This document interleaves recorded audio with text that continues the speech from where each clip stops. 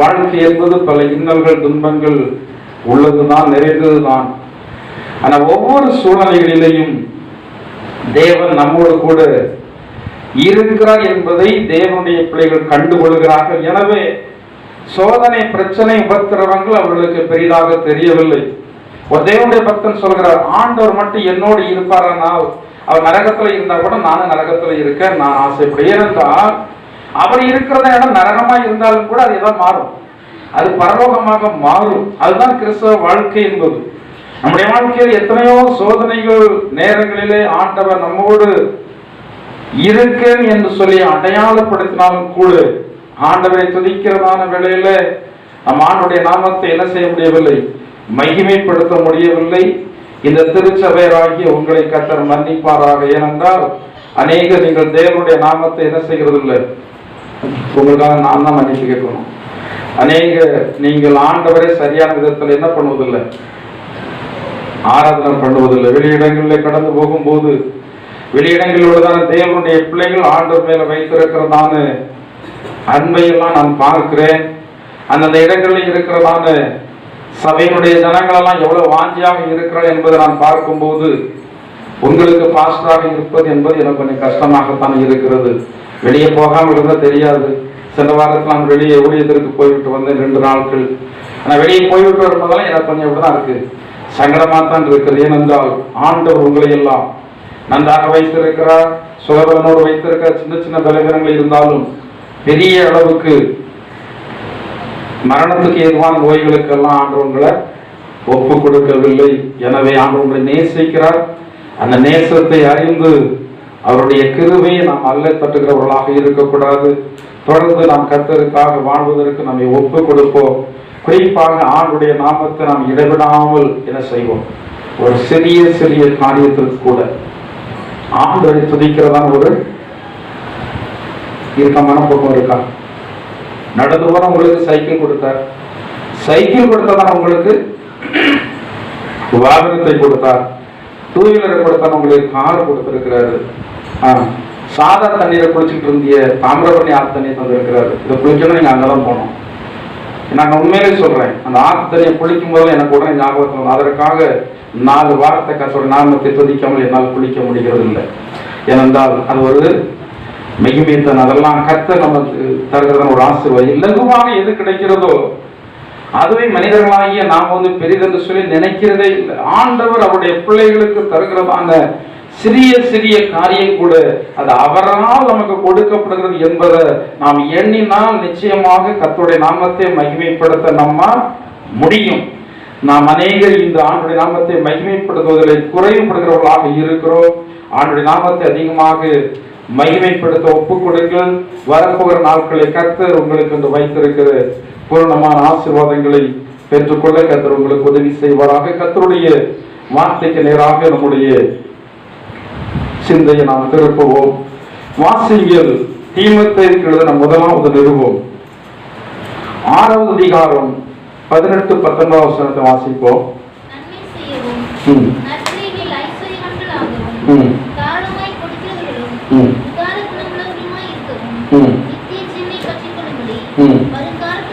வரும் காலத்திற்காக நல்ல ஆதாரத்தை பொக்கிஷமாக வைக்கவும் அவர்களுக்கு கட்டளையிடு. கர்த்தருடைய நாமத்திற்கு மகிமை உண்டாவதாக. வருங்காலத்திற்கு ஆதாரமான பொக்கிஷம் என்னவென்றால் நாம் விதைக்கிறதான விதைப்பு. இந்த விதைக்கிறதான காரியத்தை குறித்து அநேக விதமான காரியங்களை சொல்லி இருக்கிறது. கடந்த நாட்களில் அக்கிரமத்தை விதைக்கிறதான காரியம், தீமையை விதைக்கிறதான காரியம், துன்பத்தை விதைக்கிறதான காரியம், இதை குறித்து சற்று நாம் விளக்கமாக பார்த்தோம். இந்த வாரத்தில் நாம் விதைக்க வேண்டிய நல்ல விதைகள் வாசிங்கள். நீதிமொழிகளுடைய புத்தகம் 20ஆம் அதிகாரம் 7ஆம் வசனத்தை வாசிங்கள். நீதிமான் தன் உத்தமத்திலே நடக்கிறான், அவனுக்கு பிறகு அவன் பிள்ளைகளும் பாக்கியவான்களாய் இருப்பார்கள். கர்த்தருடைய நாமத்திற்கு மகிமை உண்டாவதாக. உத்தம குணத்தை நாம் விதைக்கிறவர்களாக இருக்க வேண்டும். அநேக வேளைகளிலே உத்தமர்கள் அந்த உத்தமத்தை விட்டு தவறுவதற்கான காரணம் என்னவென்றால், நாம் அநேக விதமான நல்ல உத்தமமான குணத்துல இருந்து நாம் அநேக கஷ்டங்களை பட்டு கொண்டிருக்கிறோம். யாருக்கு நம்ம உதவியாக இருக்கிறோமோ அவர்களே நமக்கு கேடாக இருப்பார்கள். யாரை நம்ம மகிழ்ச்சியோடு வைக்கிறோமோ அவர்களே நமக்கு துன்பத்தையும் சங்கடத்தையும் கொடுத்து கொண்டிருப்பார்கள். அமிதமான நிலைகளை நாம் அனுபவிக்கும் போது நாம் நடக்கிறதான உத்தம குணத்தை குறித்து நமக்குள்ளேயே சோறு வந்து விடுகிறது. என்னத்தை தான் நாம நல்லவர்களாக வாழ்ந்து நமக்கு பயம் இல்லை.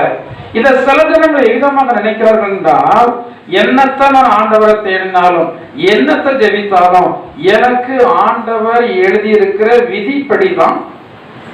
என்ன எழுத்தான்? என்ன எழுத்து? என்ன எழுத்துன்னு சொல்லுவாங்க?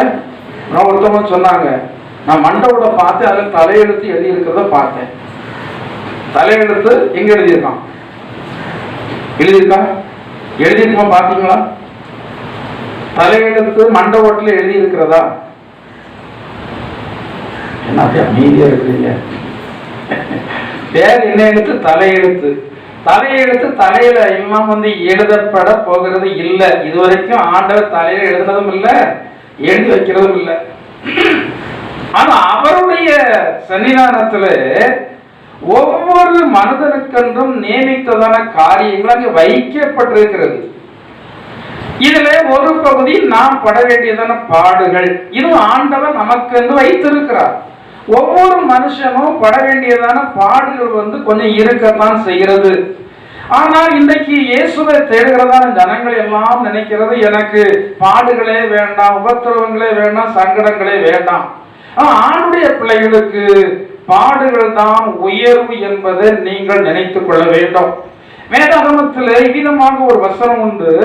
அப்போஸ்தலர் நடவடிக்கைகளிலே எங்க வாசிக்கும் போது அங்கே சொல்லப்பட்டிருக்கிறது. வாசியுங்கள்.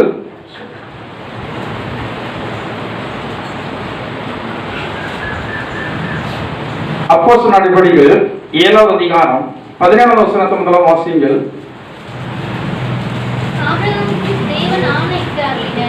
ஆபிரகாமுக்கு தேவன் ஆணையிட்டு அருளின வாக்குத்தத்தம் நிறைவேறும் காலம் சமீபித்த போது. இந்த வார்த்தை மிக முக்கியமான வார்த்தை, அண்டர்லைன் பண்ணி வைத்துக் கொள்ளுங்கள்.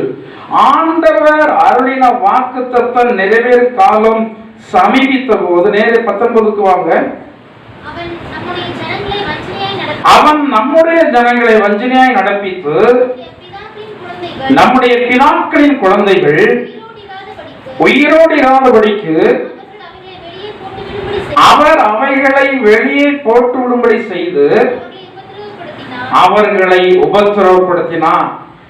வாக்குத்தத்தம் பண்ணினதான ஆசீர்வாதங்கள் நிறைவேறும் காலம் சமீபிக்கிறதான வேளையில தேவனுடைய பிள்ளைகளுக்கு அதிகமான உபத்திரம். இதுதான் அடையாளம். ஒரு மேடு இருக்குமானால் நமது கஷ்டப்பட்டு தான் ஏறி ஆக வேண்டும். ஒரு மேடு இருக்கும் என்றால் கட்டாயம் அந்த மேட்டுக்கு அடுத்த ஒரு பள்ளம் இருக்கத்தான் செய்யும். அதே போல நம்முடைய வாழ்க்கையில வருகிறதான உபத்திரவங்கள், நம்முடைய வாழ்க்கையில வருகிறதான நிந்தனைகள், நம்முடைய வாழ்க்கையில வருகிறதான அவமானங்கள், இவைகளெல்லாம் நமக்கு தேவை என்று சொல்லி ஆண்டவர் நியமித்துதான் வைத்திருக்கிறார். ஆனால் நாம் அந்த உபத்திரவங்களை படுவதற்கு என்ன இல்லை, நமக்கு மனம் இல்லை. நம்முடைய வாழ்க்கையில ஒரு பகுதி கஷ்டம்தான், நம்முடைய வாழ்க்கையில ஒரு பகுதி உபத்திரவம் தான், நம்முடைய வாழ்க்கையில ஒரு பகுதி நிந்தை தான், நம்முடைய வாழ்க்கையில ஒரு பகுதி அவமானம் தான். இவைகள் எதுவுமே இல்லாமல் நாம் கர்த்தருடைய ஆசீர்வாதங்களை பூரணமாய் பெற்றுவிட ஒருபோது முடியவே முடியாது. அப்ப ஆண்டவர் நமக்கு என்று நியமித்ததான பாடுகள் அவருடைய சன்னிதானத்திலே அங்கு வைக்கப்பட்டிருக்கிறது. நமக்கு நியமித்ததான சிலுவை அங்கே வைக்கப்பட்டிருக்கிறது. நமக்கு நியமித்ததான சிலுவைய யார் தான் சொன்னாக்கணும்? பைபிள்ல என்ன சொல்லப்பட்டிருக்கிறது? அவனதான் தன்னைத்தான் வெறுத்து தன் சிலுவை என்றால் என்ன? உங்களுக்குரிய பாடுகள். போன வாரத்துல ஒருத்தங்க வீட்டுல உபவாசம் கூப்பிட்டு இருந்தாங்க.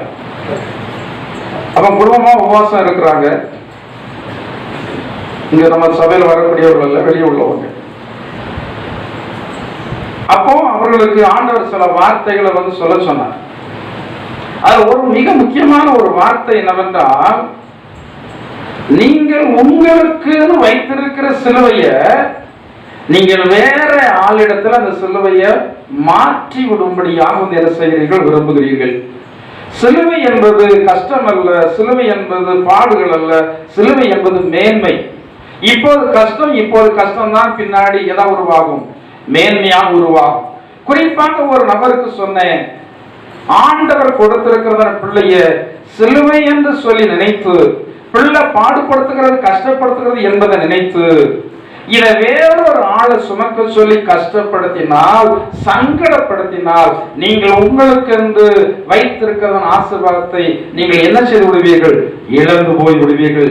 எதற்காக பிள்ளைகளை ஆண்டவர் நம்மிடத்தில் தந்தார்? எத்தனை பேருக்கு குழந்தைகள் இல்லை? சில பெற்றோர்களும் சொல்றாங்க, எனக்கு ஒரு ஊனமுற்ற குழந்தையாக ஆண்டவர் தந்திருந்தா கூட பரவாயில்ல, ஒரு குழந்தை என்னுடைய வயிற்றுல தரக்கூடாதா என்று சொல்லி நினைக்கிறதான் அநேகர் உண்டு. ஆனா அப்படியெல்லாம் இருக்கும்போது நம்முடைய குடும்பத்துல நம்முடைய சந்ததியில் ஆண்டவர் பிள்ளைகளை தந்திருக்கிறார். இந்த பிள்ளைகளை ஆண்டவர் தரும்போதே இந்த பிள்ளைகள் நிமித்தமாக நீங்கள் பட வேண்டியதான பாடுகள் எல்லாம் உண்டு என்பதை ஆண்டவர் வைத்திருக்கிறார்.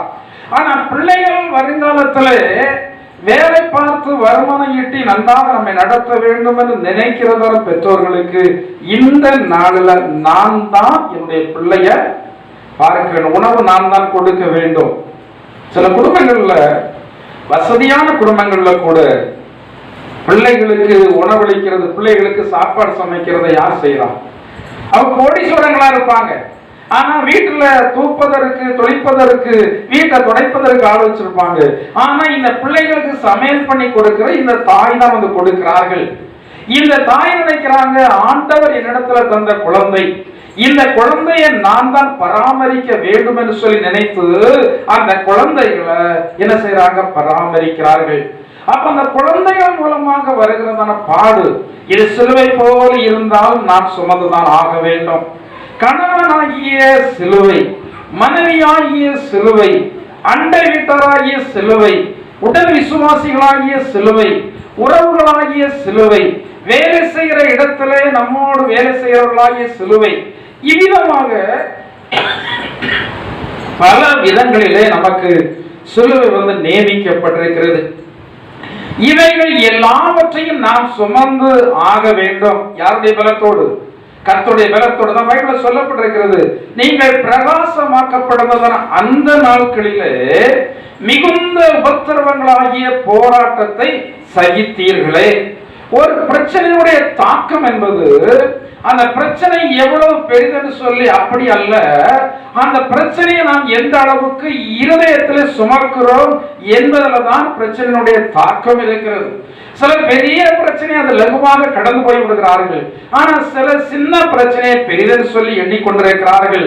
சில பெரிய வார்த்தைகளை கூட, மற்ற ஜனங்கள் பேசுகிறதான பெரிய வார்த்தைகளை கூட இவர்கள் எந்த காலத்துல வாங்கிட்டு இந்த காலத்துல விட்டு அவர் பாட்டு போயிட்டே இருப்பாங்க, கர்த்தரை பார்த்துக் கொள்வார் என்று சொல்லி. ஆனா சிலருக்கு சின்ன வார்த்தைகள் கூட எப்படி தெரிகிறது, பெரிய ஒரு பார சுமையை போல இருக்கு. நான் அடிக்கடி உங்களுக்கு சொல்லுகிறதான காரியம்தான், மற்றவர்கள் உங்களுக்கு கொடுக்கிறதான உபத்திரவங்கள் பெரிய அளவுக்கு உங்களுக்கு வருங்காலத்துல பாதிப்பை கொடுக்காது. அது அதோட முடிந்து போய்விடும். அதை குறித்து சொல்லப்பட்டிருக்கிறது, அதி சீக்கிரத்தில் நீங்கும் லேசான உபத்திரவம். இப்போது யார் உங்களை உபத்திரப்படுத்தி கொண்டிருக்கிறார்கள், அந்த உபத்திரம் நிரந்தரமானதல்ல, நிலையானதல்ல. அது சீக்கிரத்தில் நீங்கி போகக்கூடியதுதான்.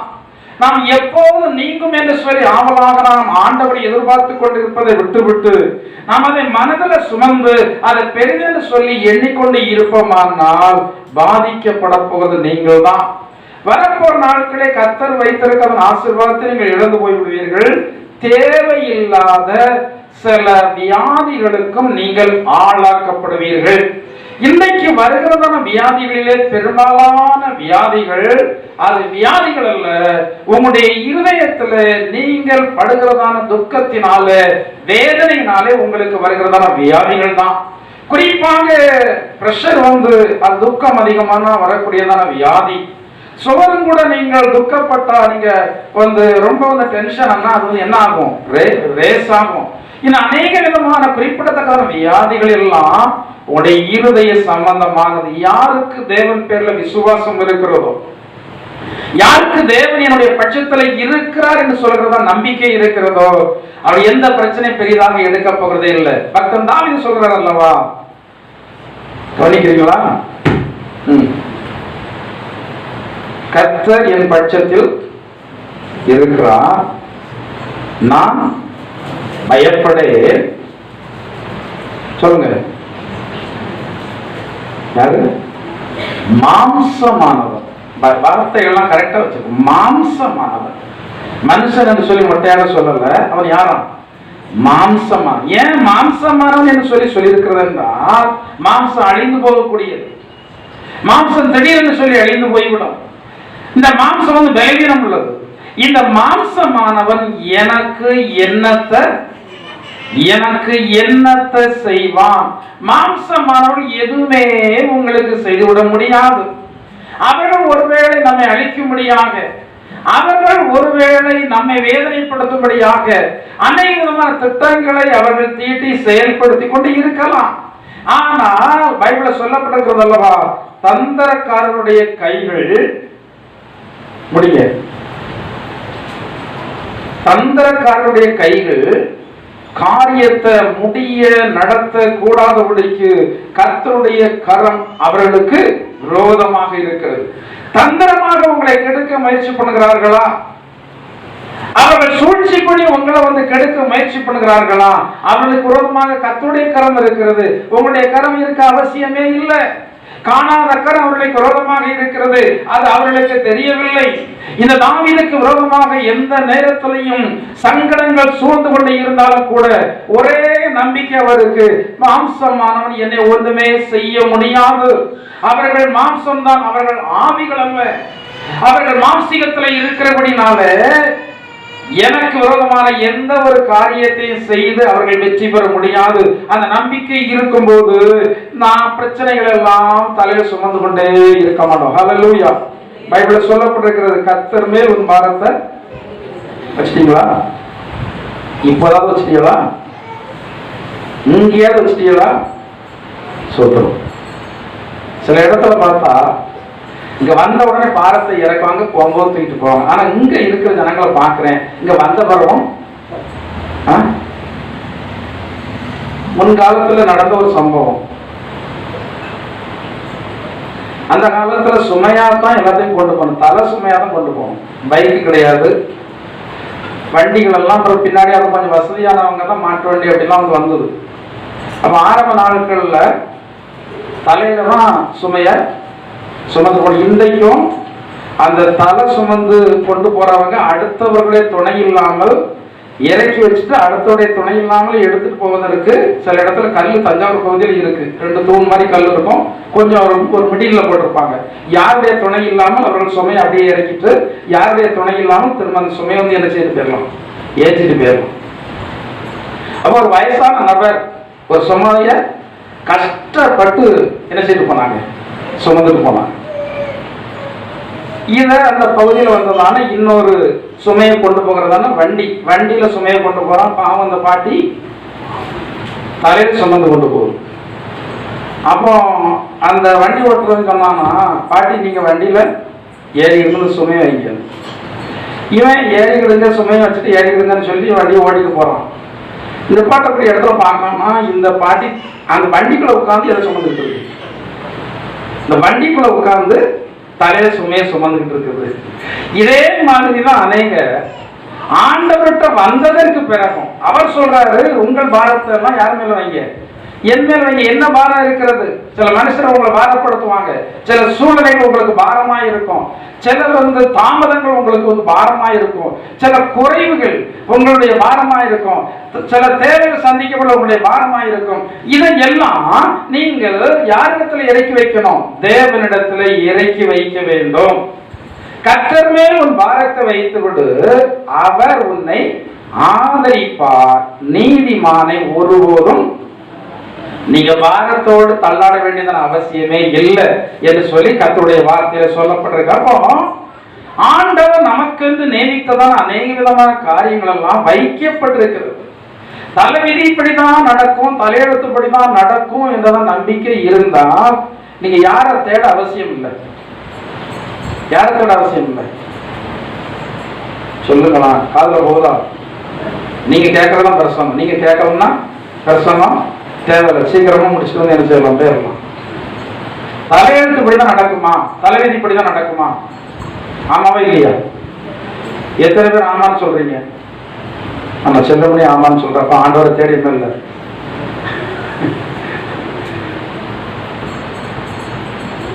பிரசங்கத்தை கவனிக்காத அப்படின்னா கை தூக்காதுல.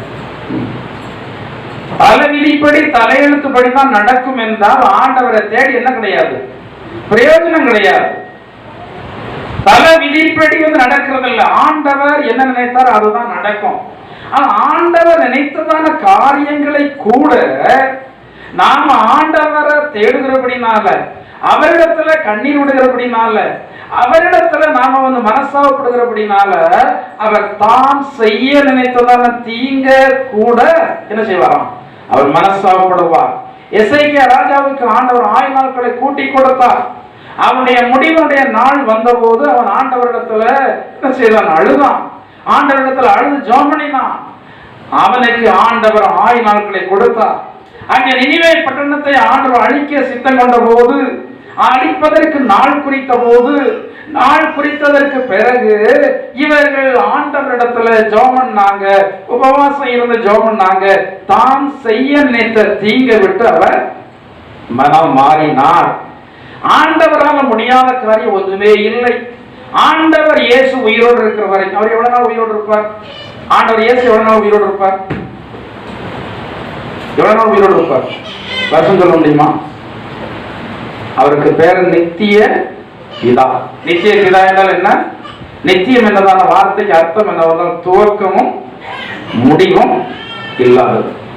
அதுதான் யுகா யுகம் என்று சொல்லி சொல்லப்பட்டிருக்கிறது பைபிள்ல. யுகா யுகம். எத்தனை ஆண்டுகள் ஆனாலும் அந்த ஆண்டுகள் முடிந்து போவதில்லை. அவர் எந்தெந்தைக்கும் ஜீவனோடு இருக்கிறார்.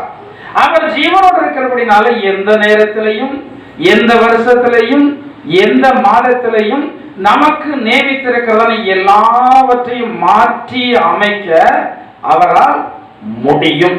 அப்போ தேவனுடைய பிள்ளைகளாக நாம் அந்த நம்பிக்கை இருக்கிறபடினால்தான் நம்முடைய கஷ்டத்தின் நேரத்தில் யாரத்தில் போய் தோன்றோம். டாக்டர் டேட்டு குடிச்சிட்டாங்க, ஆனா அவங்க எல்லாம் அநேகர் இன்றைக்கு உயிரோட இருக்கிறாங்க. டாக்டர் சொல்லிட்டாங்க அந்த வியாதியிலிருந்து குணமாக்கவே முடியாதுன்னு சொல்லிட்டாங்க. ஆனா இன்றைய வரைக்கும் அந்த வியாதியினுடைய அறிகுறியே இல்லாமல் இருக்கிறவங்க எத்தனையோ பேர் உண்டு. அப்படியெல்லாம் ஆண்டவரை தேடினபடினால் அப்படிப்பட்ட நன்மைகள் நடந்திருக்கிறது. அது சொல்லப்பட்டிருக்கிறது. நீதிமான் தன் உத்தமத்துல எப்படி இருக்கிறான்? இவன் உத்தமத்தை விதைத்துக் கொண்டே இருக்கிறான். கஷ்டம் வந்தாலும் உத்தமன் உத்தமனாகவே இருக்கிறான். சங்கடங்கள் வந்தாலும், வேதனை வந்தாலும், ஜனங்கள் உபத்திரவப்படுத்தினாலும், ஜனங்கள் நிந்தித்தாலும், ஜனங்கள் கஷ்டப்படுத்தினாலும் உத்தமன் உத்தமனாகவே வாழ்கிறான். ஆபிரகாமை குறித்து வேதத்துல சொல்லப்பட்டிருக்கிறது. 17ஆம் அதிகாரம் 1ஆம் வசனத்துல ஆண்டவர் சொன்னார், நீ எனக்கு முன்பாக நடந்து கொண்டு எப்படி இரு, உத்தமனா இரு என்று சொல்லி சொன்னார். அவன் எப்படி இருந்தான்? ஆபிரகாம் உத்தமனா இருந்தானா இல்லையா? ஆபிரகாம் உத்தமனாக இருந்தபடினால்தான் தேவனுடைய வார்த்தை அப்படியே நிறைவேற்றும். உன்னை இனத்தை விட்டு வாழ்னாரு, உன்னை தேசத்தை விட்டு வாழ்னாரு, குடும்பத்தை விட்டு வாழ்னாரு. இவன் என்ன செய்தான்? வெளியே வந்தான். இந்த ஆபிரகாமுக்கு வாழ்க்கை என்ன வாழ்க்கை? பரதேசியான வாழ்க்கை ரொம்ப கஷ்டம். பரதேசியான வாழ்க்கை என்பது நாளைக்கு எங்க இருப்போம் தெரியாது, நாளைக்கு என்ன சாப்பிடும் என்பது தெரியாது. தேவனுடைய பிள்ளைகள் அப்படிதான் இருக்குன்னு ஆண்டு விரும்புறாரு. இவர் தாவீது கூட சொல்றாரு, நான் பரதேசியாக தங்கும் வீட்டிலே உமது பிரமாணங்கள் எனக்கு கீதங்கள் ஆயின. தேவனுடைய பிள்ளைகள் எல்லாரும் இந்த உலக வாழ்க்கை எப்படி நினைத்தார்கள் என்றால் இது ஒரு பரதேசியான ஒரு வாழ்க்கை போலதான். ஆண்டவர் நமக்கு தந்திருக்கிறதான 1000 நாட்கள் எவ்வளவு? அவருடைய பார்வையில் எவ்வளவு? 100 வருடம் ஒரு மனுஷன் வாழ்ந்தான்னா ஆண்டுடைய பார்வையில 1-2 மணி நேரம் தான் வாழ்கிறான்னு அர்த்தம். ஏன்னா வேதத்தில் சொல்லப்பட்டிருக்கிறது, ஒரு நாள் 1000 வருடம் போல இருக்குது ஆண்டவருக்கு. ஒரு நாள் 1000 வருடம் போல இருக்கு. அப்ப ஒவ்வொரு மனுஷனாகிய நமக்கு தந்திருக்கிறதான 1000 நாட்கள் அவருடைய பார்வையில ஏதோ ஒரு சில நிமிஷங்கள் தான், மணி கூட இல்லை, ஒரு சில நிமிஷங்கள் தான் அவருடைய பார்வையில இருக்கிறது. எனவே தான் நம்முடைய வாழ்க்கையினுடைய காரியங்களில உலகத்தினுடைய காரியங்களுக்கு ஆண்டவர் அதிக முக்கியத்துவம் கொடுக்காதபடி ஆண்டவர் நம்முடைய ஆத்மா எப்படியாவது நித்திய ராஜ்யத்தில் சேர வேண்டும் என்பதற்காக அநேக கஷ்டத்தின் வழியில நடத்துகிறார். ஆனா ஒன்று நினைத்துக் கொள்ளுங்கள், என்ன கஷ்டங்கள் வந்தாலும் ஆண்டவர் நம்மை விட்டு விலகவே மாட்டார். யாக்கோபு ஜெபம் போது அது ஒரு வார்த்தை சொன்னான், நிறைய வார்த்தைகள் பயன்படுத்தினார். ஒரு வார்த்தை, நீர் என்னோடு இருந்து நான் போகிற இடத்துல எல்லாம் நீர் வந்து என்ன செய்யணும். அவனோடு ஆண்டவர் இருந்தபடினாலதான் மாமன் இவனை வஞ்சித்ததை சொல்லப்படுற 10 முறை எதை மாற்றினான், 10 முறை சம்பளத்தை மாற்றினான். எப்படிலாம் உத்தகமிச்சு பார்த்தான். இந்த யாக்கோபுக்கு இவ்வளவு ஆசீர்வாதங்கள் வரக்கூடாது என்பதில் அவனுடைய மாமன் ரொம்ப கவனமாக இருந்தான். ஆனா அதை விட கவனமாக யார் இருந்தா? ஆண்டவர் இருந்தார். இவனோடு கூட இருந்து 10 முறை சம்பளம் மாற்றினாலும் என்ன, அவன் 100 முறை சம்பளத்தை மாற்றினாலும் யாக்கோபுக்கு ஆண்டவர் கொடுத்ததன் ஆசீர்வாதம் தான். ஆண்டவர் உங்களுக்கு என்று கொடுக்கிறதை யாரும் பறித்து எடுக்கவே முடியாது. ஆண்டவர் உங்களை குறித்து ஒரு திட்டம் தீர்மானம் வைத்திருக்கிறார். இந்த வருடத்துல, இந்த மாதத்துல, இந்த தேதியில என் மகனுக்கு என் மகளுக்கு இப்படிப்பட்டதான் நான் ஒரு ஆசீர்வாதத்தை கொடுப்பேன்னு சொல்லி வைத்திருந்தா அது தாமதித்தால் நீங்கள் அது காத்திருங்க. அது ஒருபோது பொய் சொல்லாது. ஆண்டவர் சொன்னதுதான். ஆனா இன்னைக்கு தேவனுடைய பிள்ளைகளாகிய நாம் கர்த்தருடைய ஆசீர்வாதங்கள் எல்லாம் பெறாமல் இருப்பதற்கான காரணம் என்னவென்றால், நாம் ஆண்டவருடைய சித்தத்திற்கு நாம் ஒப்பு கொடாதவாறு, நம் ஆண்டவருடைய சித்தத்திற்கு ஒப்பு கொடுத்து நாம் உத்தமத்திலே இல்லாதவாறு நம்முடைய பிள்ளைகளுக்கு, நம்முடைய சந்ததிக்கு நம்ம எதை சேர்த்து வைக்கிறோம்? பணம் சேர்த்து வச்சு நல்லா இருந்துருவானா? பொருள் சேர்த்து வச்சு நல்லா இருந்துருவானா? கோடி ரூபாய் வச்சிருக்கிற அநேகருக்கு என்ன இல்லை? அநேகருக்கு நிம்மதி இல்லை. மனுஷனுக்கு பணம் பொருளை விட நிம்மதி பெருசு. பணம் பொருளை விட அவன் சரீரத்துடைய சுகம் பெருசு. பணம் பொருளை விட அவனுக்கு நேரத்திற்கு பசிக்கணும், நேரத்திற்கு தாகம் எடுக்கணும். இந்த ரெண்டும் உங்களுக்கு ஸ்டாப் ஆகி விட்டதுண்டா ஒண்ணு வேண்டாம், தாகம் மட்டும் எடுக்கணும் வைத்துக் கொள்ளுங்களா. என்ன ஆவீங்க நீங்க? தாகம் எடுத்தாலும் தண்ணி குடிக்க முடியும். தண்ணி கொண்டு போனாலே என்ன வர மாதிரி இருக்கு? வாந்தி வர மாதிரி இருக்குன்னா ஒரு நாள் பரவாயில்ல, 2 நாள் பரவாயில்ல, 3 நாள் பரவாயில்ல. தொடர்ச்சியா அப்படி இருக்கிறதுனா அவன் மரணித்து போவான், அவன் வந்து செத்து விடுவான். ஆனால் ஆண்டவர் நமக்கு எத்தனையோ காரியங்களில் என்ன செய்து வருகிறார்? உதவி செய்து அநேக விதமான காரியங்களிலே உதவி செய்து வருகிறார். ஆனால் நாம் அவரோடு செய்கிறதான உதவிக்கு ஏற்றபடி நடக்கிறது சரி. அப்ப நம்முடைய உத்தமத்துல நம்ம வந்து எப்படி இருக்கணும்? உறுதியாக இருக்க வேண்டும். வாசிங்கள் சங்கீதம் 37:37 வாசிங்கள். சங்கீதம் 37:37 வாசிங்கள். நீ உத்தமனை நோக்கி செம்மையானவனை பார்த்து அந்த மனிதனுடைய முடிவு சமாதானம். அந்த மனுஷனுடைய முடிவு சமாதானம். நீ யாரை பார்க்கணும்? பைபிள யாரை பார்க்கணும் சொல்லி இருக்கு? ஐஸ்வர்யா பார்க்கணும் அப்படி இல்லை. உலக பிரகாரமாக வாழ்ந்து கொண்டிருக்கிற அவனை பாருங்க அப்படி இல்லை. யாரை பாருங்க? யார் உத்தமனா இருக்கிறான்? தைரியமா கை வைக்க முடியுமா? பாஸ்டர் நான் உத்தமனா இருக்கிறேன். சரி, அதான் விடுங்க. நான் உத்தமனா இருக்க முயற்சி செய்கிறேன், உத்தமனா இருக்க ஜெபம் பண்றேன். அப்படி உள்ளவர்களாக இருக்கிறீர்களா? ஆனா ஒரு நபர் கர்த்தர் உங்களை ஆசீர்வதிக்கட்டும், கர்த்தர் உங்களை ஆசீர்வதிக்கட்டும். சொல்ல புரிஞ்சுதா? நான் உத்தமனா இருக்க விரும்புறேன், நான் உத்தமனா இருக்க ஜெபம் பண்றேன். முதலாவது இது வந்து முதற்படி. இதிலே நீங்கள் கடந்து வரணும். நீங்க இப்படி வந்தீர்கள் என்றால் உங்களுடைய வாழ்க்கையில வரும் நாட்களில நீங்கள் நிச்சயமாக உத்தமமாக வாழ்வீங்க. ஏன்னா ஆண்டவரிடத்தில் நீங்கள் வைக்கிறதான விண்ணப்பங்கள் ஏற்ற நாட்கள் வரும்போது நிச்சயமாக அது பலன் கொடுக்கும். ரொம்ப வசதியான ஒரு நபர் ஒரு நாள் அவங்க சொல்றாங்க, அவங்க பிறந்த நாள்ல சொல்றாங்க, ஜெபம் பண்ணும்படி சொல்லும் போது அவங்க சொல்றாங்க, எனக்கு ஆண்டவர் இப்போது பணப்பொருளை தந்திருக்கிறார், ஆனா இன்னும் நான் ஆசீர்வதிக்கப்பட வேண்டியது நிறைய இருக்கு. ஆனால் எனக்கு பணம் பொருள் பெருகும் போது என் மனது இப்போ எப்படி இருக்கோ அதே அதான் முக்கியம். என் மனது எப்படி இருக்கோ அப்படியே இருக்கும். இப்ப அவருடைய மனது ஏழைகளை நேசிக்கிறது அப்படியே இருக்கணும். இப்ப அவருடைய மனது ஏழைகளை பக்கத்துல உட்கார வச்சு பேசுகிறது அப்படியே இருக்கணும். இப்ப ஏழைகளை அசக பண்ணுகிறது இல்ல, ஏழைகளை வந்து விசாரிக்கிறாங்க, கஷ்டப்பட்டவர்களை விசாரிக்கிறாங்க, ஒடுக்கப்பட்டவர்களை விசாரிக்கிறாங்க. அவருடைய வீட்டுல நல்ல காரியங்கள் நடக்கிறதான நேரங்களில் எல்லாம் ஏழை ஜனங்களை அவர்கள் நினைத்து, அவருடைய கஷ்டம் நினைத்து அவர்களுக்கு உதவியாக இருக்கிறாங்க. அவர்கள் சொல்றாங்க, நான் இன்னும் ஆசீர்வதிக்கப்படும் போது என்னுடைய மனசு இப்படியே இருக்கணும், எனக்காக என்ன செய்ய. ஜோம் நீங்களா என்னைக்காவது எனக்கு அப்படி என்கிட்ட அப்படி என்னைக்காவது சொல்லியிருக்கீங்களா? பாஸ்டர் நல்ல காரியத்துக்காக என்கிட்ட என்னைக்காவது ஜோம்னு சொல்லியிருக்கீங்களா? பாஸ்டர் நானும் பொறுமையாக இருந்தா பார்க்க என்னால முடியல பாஸ்டர், கொஞ்சம் பொறுமையா இருக்கு, எனக்கு என்ன செய்யுங்க ஜோம். பாஸ்டர் நானும் பொறாமப்படத்தான் நினைச்சுதான் பார்க்கேன், ஆனா எனக்கு என்ன வந்துடும்? பொறாம வந்து எல்லா மனுஷருக்குள்ளேயும் உண்டு. நான் ஸ்டேஜ்லன்னு சொல்றேன், எனக்குள்ளேயும் உண்டு, இல்லைன்னு சொல்லல. ஏன்னா இது எங்க வந்தது? ஆதி பிதாவாகிய காயினிடத்துல இருந்து வந்திருக்கு. ஆபேலை கொலை செய்வதற்கான காரணம் என்னதுதான்? பொறாமையினாலதான் அவங்க கொலை செய்ய, எந்த தவறும் பண்ணல. அதே போல இன்னைக்கு பொறாமப்படுகிறதான ஜனங்கள் நிறைய இருக்கிறாங்க. ஆனால் தேவனுடைய பிள்ளைகள் அந்த பொறாமையை சிலுவையில் அடிக்க வேண்டும்.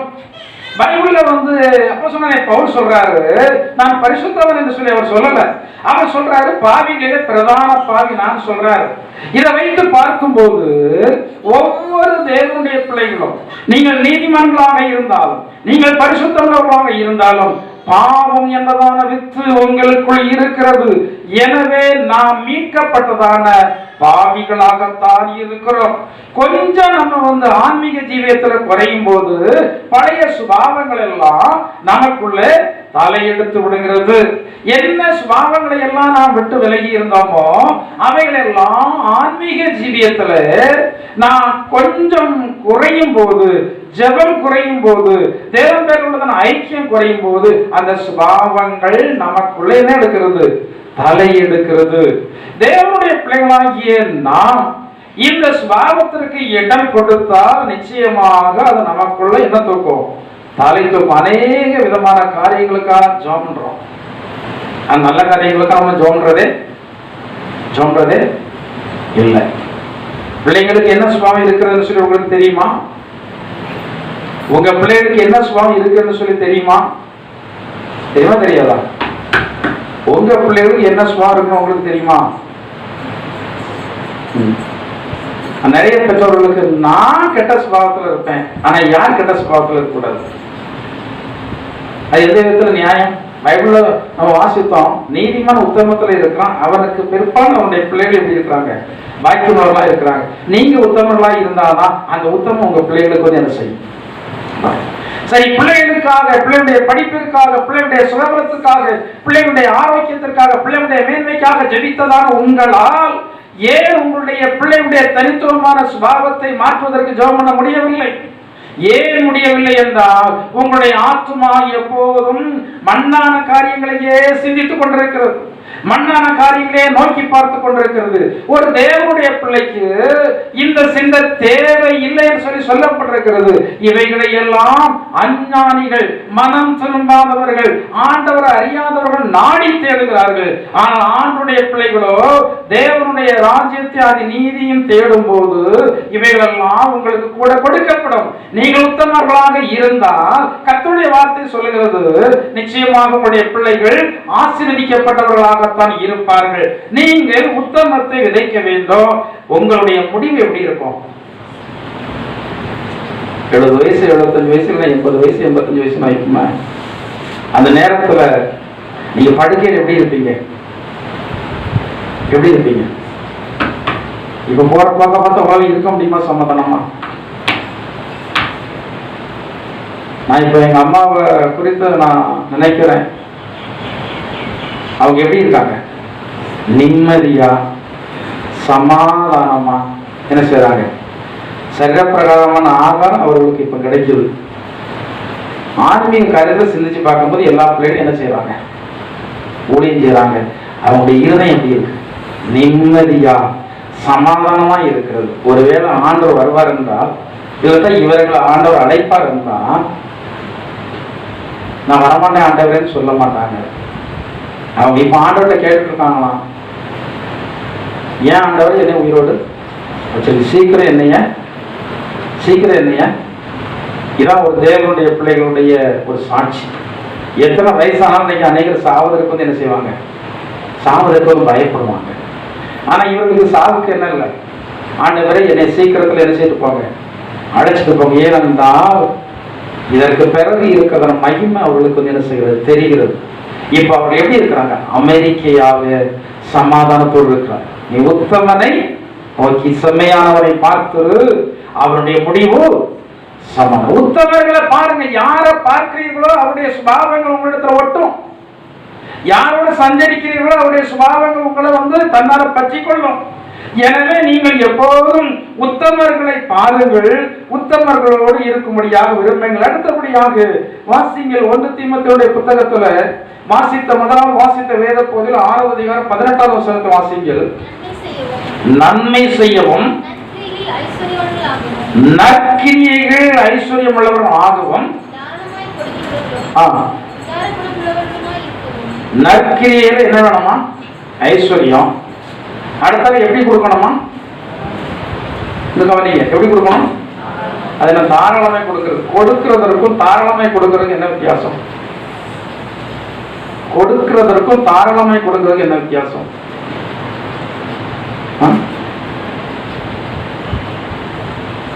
நற்கிரியல் ஐஸ்வர்யம் கொடுக்கிறதுல எப்படி கொடுங்க? தாராளமாய் கொடுங்க, உதார குணம் உள்ளவர்களாய் இருங்க. அப்படிலாம் பைபிள்ல சொல்லி இருக்கு. இது எல்லாம் வரும் நாட்களுக்காக நான் போடுகிறதான நல்ல ஆதாரம், நல்ல விதை. நீங்க நற்கிரியைகளை செய்தா நிச்சயமாக உங்க ஜெனரேஷன்ல அதற்கான ஆசீர்வாதம் வந்தே தீரும். நீங்க சில நற்கிரியைகளை செய்யறாங்க, என்ன நோக்கத்தோடு செய்றீங்க? சிலர் வந்து வலது கை செய்தா இடது கை வந்து என்ன செய்யாது, தெரியாம செய்யறவங்க இருக்கு. நம்ம சபையிலே இருப்பாங்க. ஏழைகளுக்கு செய்யறாங்க, ஆனா வந்து என்ன செய்யாது. ஏழைகளுக்கு செய்யறாங்க, ஆனா வெளியே தெரியாது, செய்யறாங்க. யார் பார்க்கறான்? பைபிள்ல சொல்லப்பட்டிருக்கிறது. நீங்கள் வந்து மற்றவர்களுக்கு தெரியும்படியாக செய்துட்டீங்கன்னா நீங்கள் அதனுடைய பலனை அடைந்து தீர்ந்தது என்று சொல்லப்பட்டிருக்கிறது. வாசிங்கள் மத்தேயு எழுதின சுவிசேஷத்துல நீங்கள் வந்து பார்க்கும்போது அங்கு விதமாக சொல்லப்பட்டிருக்கிறது.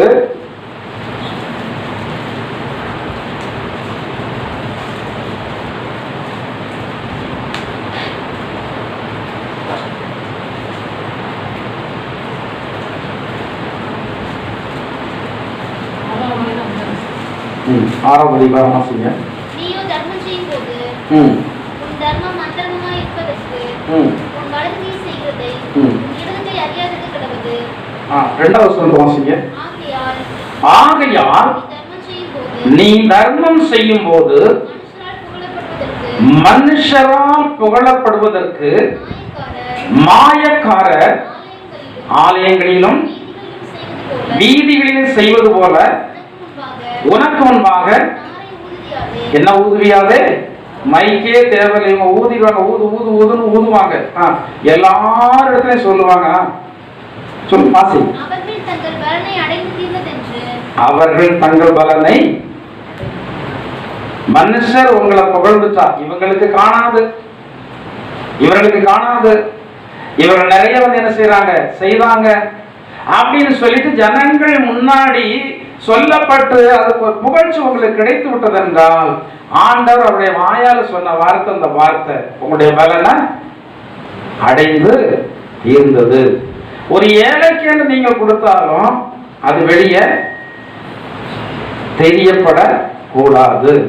கர்த்தருக்கு அது கொடுத்தா அது வெளியே தெரியப்படக்கூடாது. அப்படி தெரிஞ்சா உங்களுக்கு பரிபூர்ணமான ஆசீர்வாதங்கள் நிச்சயமாக வந்து என்ன செய்யாது, கிடைக்காது.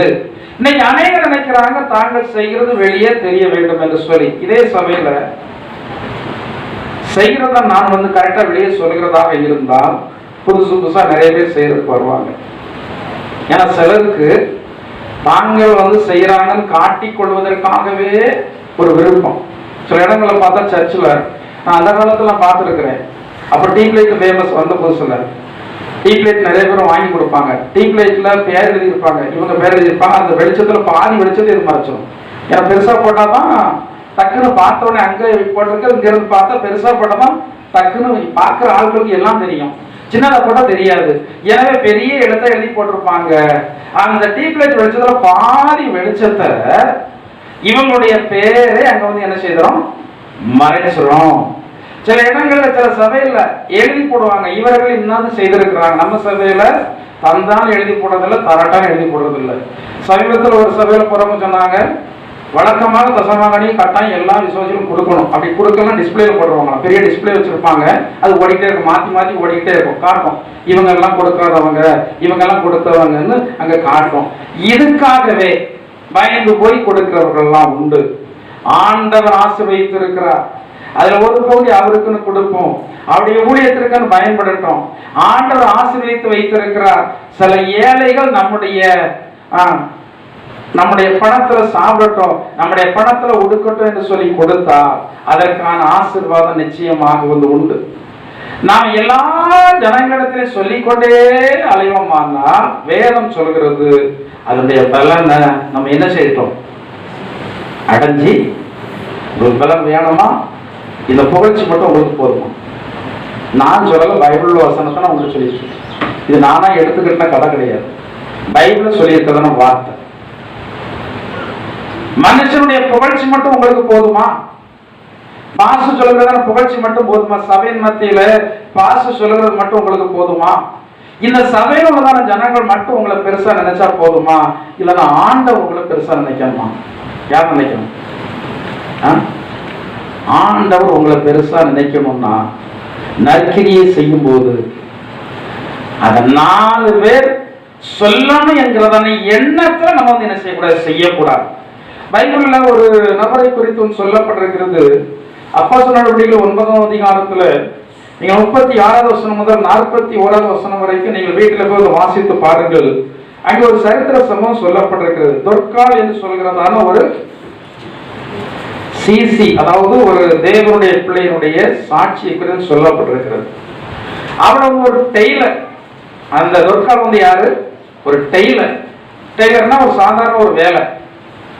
ஆனா அவன் அந்த தொற்கால் என்பவள் உயிரோடு இருந்த நாடுல அநேகருக்கு துணியை சொந்தமாக வாங்கி தச்சு கொண்டு வந்து என்ன செய்திருக்கிறான், கொடுத்திருக்கிறாங்க. வீட்டில் வாசு பாருங்க, துணியை கொண்டு தச்சு கொண்டு கொடுத்திருக்கிறாள்.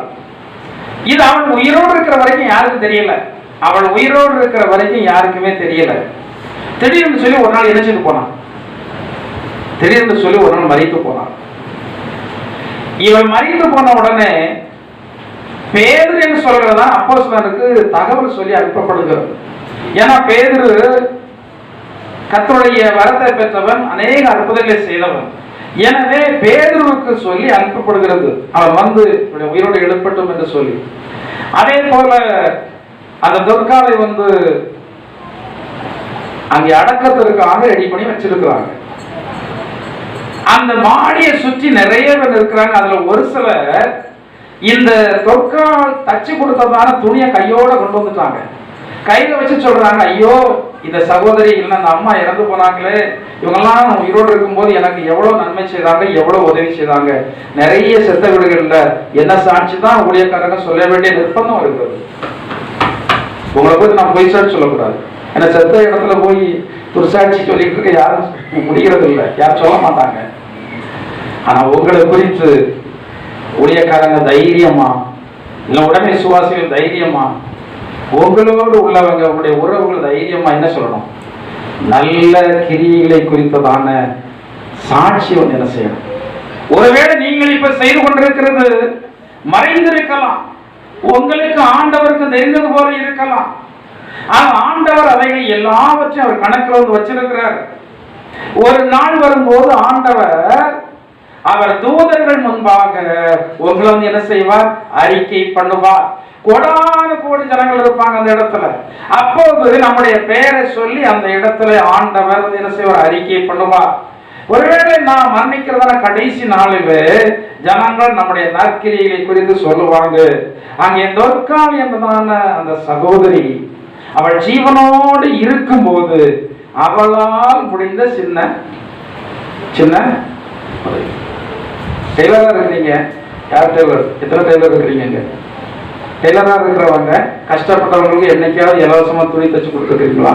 நான் தைரியமா சொல்றேன், நான் இருக்கிறேன். எனக்கு இலவசமாக துணி தச்சு தந்த டெய்லர் உண்டு. அவளுக்காக நான் ஜோன் இருக்கிறேன். அது ஸ்டெப் பை ஸ்டெப்பா. கொஞ்ச நாள் இலவசமாக தச்சுருந்தாங்க. அப்போ நமக்கு சாப்பிட்றதுக்கே ஆகாரம் கிடையாது. கொஞ்ச நாள் கழிச்சோன்னு என்னிடத்துல கொஞ்சம் காசு வந்தது. அப்போ அவரிடத்துல நானே சொன்னேன், இல்லை ஆண்டு கொஞ்சம் ஆசை வச்சிருக்காங்க, இலவசமாக வேண்டாம், நீங்கள் தொழிலாக செய்கிறீங்க, எனவே கொஞ்சம் வாங்கிக்கிறீங்க. கொஞ்சம் வாங்கினாங்க. வேற கொஞ்ச நாள் கழிச்ச உடனே, இல்லை ஆண்டு நல்லா ஆசீர்வச்சிருக்காரு, ஆண்டு பண்ணாலும் நீங்க அதற்கு ஏற்பட்ட கூலியை வாங்கி கொடுக்கும். ஒருத்தங்க இலவசமாக தர்றாங்கன்னு சொன்ன உடனே சிலர் காலமெல்லாம் இலவசமாக வாங்குவதற்கு முயற்சி பண்ணுங்க. ஸ்டெப் பை ஸ்டெப்பா. அவங்க இலவசமா தரும் போது எனக்கு கஷ்டமா தான் இருந்தது. தொழில் செய்யறவங்க நம்ம எப்படி, என் பைபிள் சொல்லப்பட்டிருக்கிறது, வேலையால் ஒதுக்கி பாத்திரனா இருக்கான். எப்படி நம்ம இலவசம் வாங்கி அங்கெல்லாம் இப்ப ஆண்டு பார்த்தாரு. வேற ஒரு பாதி காசு வாங்கினேன். அப்புறம் அதுக்கு பிறகு 3/4 காசு வந்து வாங்கினேன். அதுக்கு பிறகு நான் சொல்லிட்டேன், நீங்க எனக்குன்னு குறைச்சி வந்து வாங்கண்டா, எல்லா இடத்துல நீங்க எவ்வளவு காசு வாங்குறீங்களோ அந்த காசை நீங்க வந்து வாங்கி கொள்ளுங்க அப்படின்னு சொல்லிட்டு நான் அந்த நபரிடத்துல சொன்னேன்.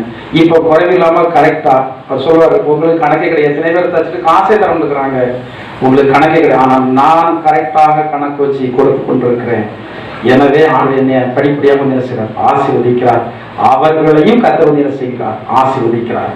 இந்த தொற்கால் டெய்லர் வேலை பார்த்து கொண்டிருந்தார். சொந்தமாக துணி எடுத்து தச்சு கொண்டு இருக்கிறார், கொடுத்திருக்கிறார். அவருடைய பேர் எங்கே எழுதப்பட்டிருக்கிறது? வேத புத்தகத்தில் எழுத.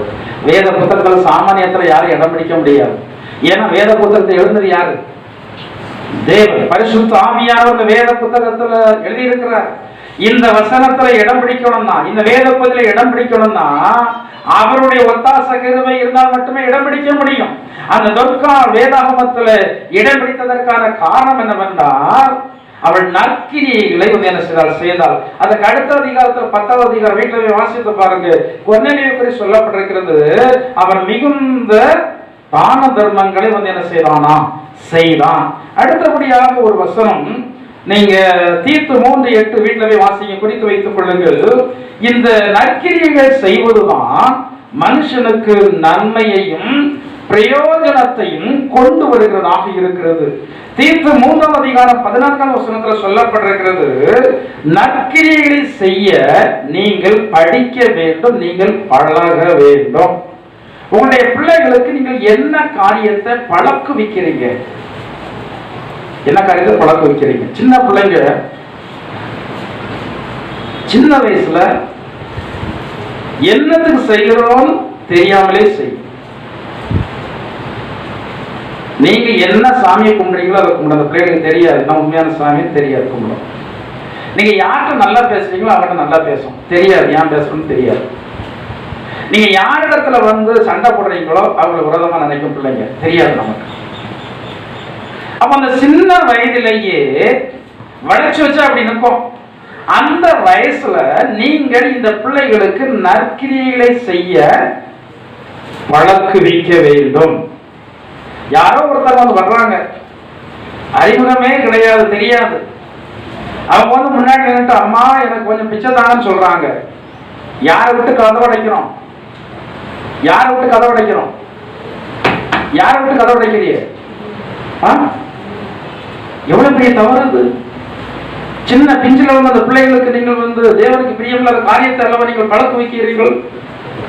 இந்த பிள்ளைய விட்டு கதவடன்னு சொல்லும் போது இந்த பிள்ளை வருங்காலத்துல இதே சுபாவத்தை உடைய பிள்ளையாக என்ன செய்கிறது? வளர்கிறது. ஊழியக்காரங்க வீட்டுக்கு வர்றாங்க, அந்த ஊழியக்காரங்களுக்கு நீங்க என்ன சொல்லி கொடுக்கறது இல்ல? அந்த பிள்ளைகளுக்கு நீங்க ஊழியக்காரங்களை கனம் பண்ண சொல்லி கொடுக்கறது இல்ல. உறவுகள் உங்க வீட்டுக்கு வர்றாங்க, உறவுகள் உங்க வீட்டுக்கு வரும்போது பிள்ளைகளுக்கு நீங்க என்னத்தை நீங்க கற்றுக் கொடுக்குறீங்க? இந்த உறவுகள் வரும்போது நீங்கள் உறவை சொல்லி கொடுத்து, இன்னும் அவங்க வந்திருக்கிறாங்க போ, அவங்க இடத்துல பேசு, அவங்களுக்கு சேர போட்டு உட்கார சொல்லு, அவங்களுக்கு தண்ணீரை கொடு, அவங்களை விசாரி என்று சொல்லி உங்களுடைய பிள்ளைகளை பழக்குத்தி இருக்கிறீர்களா?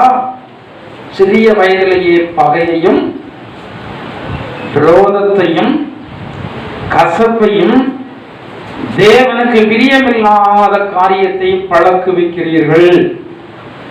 சிறு வயதிலே இந்த பிள்ளைகளுக்கு கடன் வாங்க கூடாது என்று சொல்கிறதான வயதிலேயே அது தெரியாது. கடன் வாங்கணுமா வாங்கக்கூடாது தெரியாது. யாருக்கு வாங்குறோம்? யாருக்கு வாங்குறோம்? சின்ன பிஞ்சு பிள்ளைகளை வச்சு வாங்குறோம், வட்டியை கொண்டு கொடுக்க சொல்றோம். இந்த பிள்ளை வருங்காலத்தில் எப்படி வளரும்? பழக்க வச்சது யாரு தான்? நீங்க தான் பழக்க வச்சிருக்கீங்க. பழக்க வைக்கிறதான காரியங்களை குறித்து ரொம்ப கவனமாக இருக்க வேண்டும். நற்கிரியை செய்ய உங்களுடைய பிள்ளைகளுக்கு பழக்குவீங்கள். இந்த காணிக்கை பிள்ளைல காணிக்கை போடும் போது சில பிள்ளைங்க அடிச்சு பிடிச்சு காசை வாங்குவாங்க. இந்த பிள்ளைங்களுக்கு சின்ன வயசுல எதுக்கு போடுறோம் ஏன் போடுறோம் என்ன செய்யாது, எதுக்கு போடுறோம் ஏன் போடுறோம் தெரியாது. ஆனா யார் போடுறா? நம்ம அம்மா போடுறாங்க, நம்ம அப்பா போடுறாங்க, ஆர்வமா என்ன செய்யுது கொடுக்குது. ஒரு பையன் ரொம்ப ஆர்வமா காசை கொடுத்தோம், ஜோமனுக்கு முன்னாடி கொண்டு காசை கையில நீட்டுவான். நான் ஜோம் இருக்க மாட்டேன், ஜோமனுக்கு முன்னாடியே காசை பண்ணிட்டுவான். எங்க அப்பா தந்தாங்க உங்ககிட்ட கொடுக்க சொல்லி. அந்த பையனுக்கு சின்ன வயசுலயே ஏன் கொடுக்கணும் என்று சொல்லி தெரியாது, என்னத்துக்கு கொடுக்கிறோம்னு சொல்லி தெரியாது, கொடுக்கிறதுனால என்ன நடக்கும் என்பது அந்த பையனுக்கு தெரியாது. ஆனா இதை அறிவதற்கு முன்னாடியே இவன் இதை என்ன செய்யறான்? பழகி விடுகிறான். அதே மாதிரி சில பெற்றோர்கள் சின்ன வயசுலயே ஏழைகளுக்கு உதவி செய்யும் என்ன செய்யறாங்க? பழக்குவிக்கிறாங்க. நான் நார்வேயில் ஒரு சர்ச்சில் இருந்து நான் படித்தேன், ஒரு 6-7 வருஷமாக இருந்து படித்தேன். வாரத்துல ஒரு நாள் ஏழைகள் வரிசையா வந்துட்டே இருப்பாங்க. சனிக்கிழமை நினைக்கிறேன், எனக்கு கரெக்டா நாள் ஞாபகம் இல்லை. சனிக்கிழமை ஒரு நாள் மற்ற நாள் வரமாட்டாங்க. இவங்க என்ன செய்வார்கள் என்றால், அங்க அந்த சர்ச்சில் ஒரு டப்பா நிறைய சில்லறைய மாத்திரை வச்சிருப்பாங்க. வச்சுட்டு இடத்துல சொல்லிடுவாங்க, யார் வந்தாலும் தருமோன்னு யார் வந்தாலும் இதுல ஒரு காசுனா ஒரு பைசா இல்லை. அந்த நேரத்துல 4 நாவுக்கெல்லாம் ரொம்ப மதிப்பு. 4 நாள்னா இப்போ 5 ரூபா மாதிரி. அப்போ எடுத்து போடணும்னு சொல்லி சொல்லுவாங்க. எத்தனை பேர் வந்தாலும் சரி, அன்னைக்கு நிறைய பேர் வருவாங்க, எத்தனை பேர் வந்தாலும் சரி, இல்லை என்று சொல்லி இல்லாமல் எல்லாருக்கும் போடுவதற்கு எனக்கு என்ன செய்து தந்திருக்கிறாங்க? கற்று தந்திருக்கிறாங்க. எங்களுடைய வீட்டில் அநேக ஊழியக்காரங்க வருவாங்க. அந்த காலத்துல நான் சின்ன பையனா இருக்கும், அநேக ஊழியக்காரங்க வருவாங்க. அப்ப என்னுடைய தாயார், நாங்க 6 பிள்ளைங்க, இன்னைக்கு 2 பிள்ளைகளுக்கு நீங்க துணி துவச்சு போட்டு சாப்பாடு போடுறது என்ன கஷ்டப்படுறீங்க தெரியுமா? உங்களுக்கு என்ன கஷ்டம்? 2 பிள்ளைகள் இருக்கிறவங்களுக்கு ரொம்ப கஷ்டம். எத்தனை பிள்ளைங்க? 6 பிள்ளைங்க. 6 பிள்ளைங்களுக்கும் துணி துவைக்கணும், 6 பிள்ளைங்களுக்கு குளிக்கிறதுக்கு தண்ணி எடுக்கணும், 6 பிள்ளைகளுக்கு சாப்பாடு போடணும், காலை மத்தியானம் சாயங்காலம் சாப்பாடு போடணும். அது இப்பெல்லாம் பிள்ளைகள் சாப்பிடாது. அந்த காலத்துல உள்ள பிள்ளைங்கள் எல்லாம் பேப்பரத்தில சாப்பிடும். அவ்வளவு சாப்பிடனாலும் அவ்வளவு சாப்பாடு சாப்பிடுவேன். அவ்வளவுக்கும் சமைச்சு, அதாவது ஸ்கூல்ல இருந்து வந்த உடனே ஒரு சாப்பாடு, அதுக்கப்புறம் தூங்கும் போது ஒரு சாப்பாடு, இவ்வளவுக்கும் சமைச்சு போடணும். எப்படி அவங்க சமைச்சு போட்டிருப்பாங்க? அப்படி இருக்கிறதான நிலையில சில ஊழியக்காரங்க வீட்டுக்கு வருவாங்க, தங்குவாங்க. வீட்டுல சிலர் தங்குவாங்க. யாரு எவ்வளவுதான் என்ன ஜாதியம் எதுவுமே பேச்சு கிடையாது. இவங்க யாரு? இவங்க ஊழியக்காரங்க. ஏன்னா பைபிள்ல கரெக்டா சொல்லி இருக்கு. ஆண்டவர் அப்போஸ்தலர்களை பார்த்து சொல்லும்போது சொன்னாரு, உங்களை ஏற்றுக்கொள்கிறவன் என்னை ஏற்றுக்கொள்கிறான். நீங்க சிலர் நினைப்போம் ஆண்டவர் நேரடியா வந்தா ஏற்றுக்கொள்வேன்னு. கண்ட ஊழியக்காரன ஆண்டவருக்கு அடுத்த ஸ்தானத்துல மதிச்சு நீங்கள் நடத்தாவிட்டால் ஆண்டவர் ஒருபோது உங்க வீட்டுக்கு வரப்போகிறதே இல்லை. அப்ப அவங்க நல்ல ஒரு பாடத்தை சொல்லி தந்தாங்க. அவங்க என்ன செய்வாங்க? அப்ப தண்ணி எடுப்பதற்கு எங்க வரணும் தெரியுமா? பாலத்து பக்கத்துல, ரேஷன் கடை பக்கத்துல ஒரு அடிபம்பு இருக்கு. கரெக்டா அந்த பாலத்தை ஒட்டி இருக்கு. அதுதான் பம்பு. அங்க இருந்து வரணும். எங்க வீட்டுல இருந்து இங்க வந்து தண்ணி எடுத்துக்கொண்டு யாருக்கு கொடுக்கணும்? ஊழியக்காரங்களுக்கு. அவர்களும் சுமந்துட்டு வருவாங்க. சில வேளை சின்ன பாத்திரத்தை எங்களிடத்துல தருவாங்க, இதே சுமந்துட்டு வாங்கன்னு சொல்லிட்டு. அப்படி அவர்கள் பழக்குவித்தபடினால இப்ப ஒரு ஊழியக்காரரை பார்த்து அவருக்கு நம்ம உதவி செய்தா அது தேவனுக்கு செய்கிறதான தொண்டு என்று நினைக்கிறதான ஒரு நம்பிக்கை இருக்கிறது. ஆனா இன்னைக்கு அநேக ஜனங்களுக்கு அது இல்லை. ஆண்டவர் சொன்ன வார்த்தை தான், ஊழியக்காரனுக்கு நீங்கள் செய்தால் ஆண்டவருக்கு செய்த மாதிரி.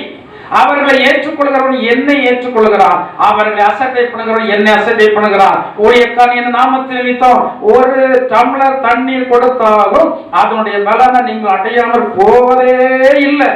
வேதம் சொன்னதுதான். அப்போ நற்கிரிகளை செய்ய நீங்கள் என்ன செய்யணும்? பழக்கி கொடுக்க வேண்டும். நற்கிரிகளை விதையுங்கள், நற்கிரிகளை செய்ய பழகுங்கள், பழக்குவீங்கள், கர்த்தர் உங்களை ஆசீர்வதிப்பார். கலாத்தியர் 3:18 நீங்கள் வீட்டில் போய் வாசியுங்கள். சமாதானத்தை நீங்கள் என்ன செய்யணுமா? விதைக்க வேண்டும். சமாதானம் பண்ணுகிறதான ஆலோசனைக்காரருக்கு உள்ளது சந்தோஷம். எப்போதும் தேவனுடைய பிள்ளைகள் என்ன பண்ணணும்? பட்டணத்தை பிடிக்கிறவனை பார்க்கலாம், கோபம் கொண்ட ஒரு சகோதரனை வசப்படுத்துறது ரொம்ப கஷ்டம். கோபத்துல 2 பேர் சண்டை போட்டு இருக்காங்க. தேவனுடைய பிள்ளை நீங்க உள்ள போனாலே அங்க என்ன வரும்? நீங்க அங்க எரிஞ்சுக்கிட்டு இருந்தாலும் டக்குன்னு ஒரு வார்த்தையை காத்துல போட்டு வந்துடக்கூடாது. என்னைக்கோ சொன்ன வார்த்தையை கூட கொஞ்சம் போட்டு வந்துடக்கூடாது. நிறைய பேர் அப்படிதான் இருக்காங்க. சமீபத்துல நான் தஞ்சாவூர் போவதற்காக வண்டியூர் பஸ் ஸ்டாண்டில் நிற்கிறேன். ஒரு 2-3 பேர் இருந்து காரசாரமா, ஞாயிற்றுக்கிழமைனாலே அங்கே என்னதான் நடக்கும்? நான் ஞாயிற்றுக்கிழமை ஆனாலே மதுபானம் பண்ணுறதான ஒரு சூழ்நிலை. சாயங்காலம் ஆனால் என்னைக்கு இருந்தாலும் என்னதுதான் தண்ணியை போட்டு 2-3 பேர் சண்டை போட்டுருக்கலாம். ஒரு தூரத்துக்கு ஒருத்தன் ஓடி வரான். அவன் ஓடி போகும்போது என்ன தெரியுமா தானே சொல்லிட்டு போறான். யார்ட்டையும் சொல்லலை, தானே சொல்லிட்டு போறான். அடிச்சுட்டு உருவாங்க, கொஞ்ச நேரம் வேடிக்கை பார்க்கலாம்லாம் நினைச்சேன். சண்டை அமர்ந்துட்ட மனசு எப்படி இருக்கு? அவனுக்கு யாருன்னே தெரியாது, அங்க சண்டை போடுறது.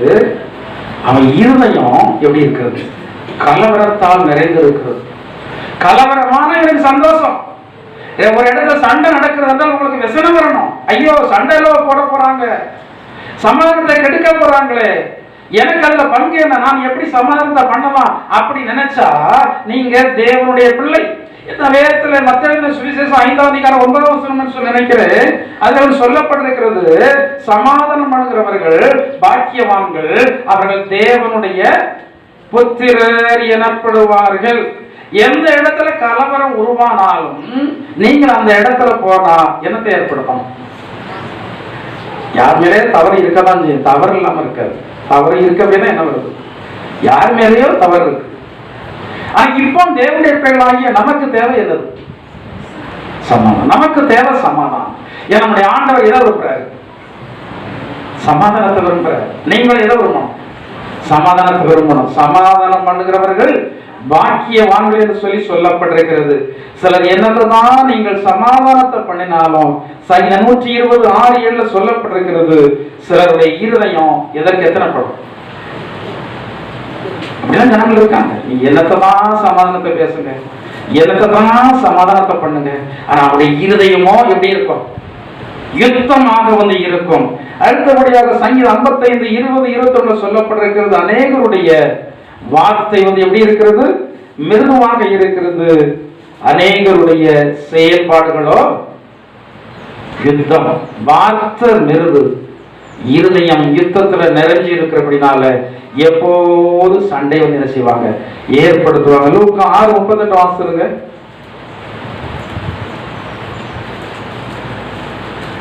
லூக்கா 6:38.